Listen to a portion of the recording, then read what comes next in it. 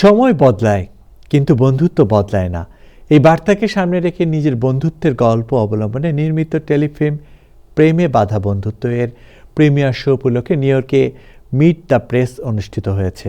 17 March মঙ্গলবার দুপুরে ওজন পার্কের পিটকিন অ্যাভিনিউ NY71 স্টুডিওতে এই অনুষ্ঠানের আয়োজন করা হয়।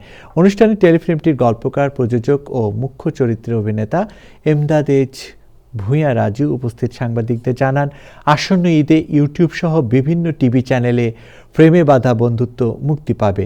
তিনি বলেন, বন্ধুত্বের আবেগ, স্মৃতি ও সময়ের পরিবর্তনের মধ্যেও সম্পর্কের স্থায়িত্ব, এই বিষয়গুলোকে কেন্দ্র করে টেলিফিল্মটি নির্মিত হয়েছে। টেলিফিল্মটি পরিচালনা করেছেন নঈম ইমতিয়াজ নিয়ামুল। এতে গুরুত্বপূর্ণ চরিত্রে অভিনয় করেছেন জনপ্রিয় চিত্রনায়ক ইমন, নন্দিত নায়িকা অধরা খান সহ আরও অনেক শিল্পী। অনুষ্ঠানে সংশ্লিষ্টরা আশা প্রকাশ করেন, টেলিফিল্মটি দর্শকদের কাছে ভালো লাগবে এবং বন্ধুত্বের গল্প নতুনভাবে ভাবতে অনুপ্রাণিত করবে। 2006 সালে যখন আমেরিকা আসি, খুব স্ট্রাগল লাইফ ছিল। তো আমারই একটা কলিগ ছিল, আমি ওর বাড়ি ফরিদপুরে ছিল। তো আমাকে বিশেষ কিছু কাজ শিখাইছে, যেটা আমি এখনো আজকে এই জায়গার ওর কারণে। তো এই ছেলেটা তার ওয়াইফের সাথে কন্টিনিউ ঝগড়া, আমেরিকা নিয়ে আসছিল ছেলেটা মেয়েটাকে।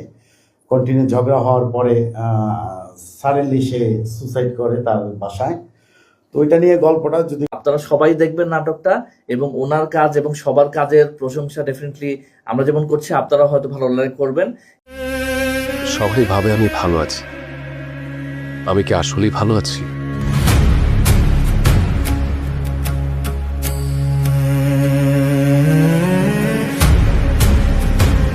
আমার জীবনের সবকিছু কেমন যেন এলোমেলো, আমি জানি না আমার জীবন কি ঘটতেছে। রাজু ভাই, আমাদের যেই গল্পটা, আমাদের যে টেলিফিল্মটা, এটা 46 মিনিটের।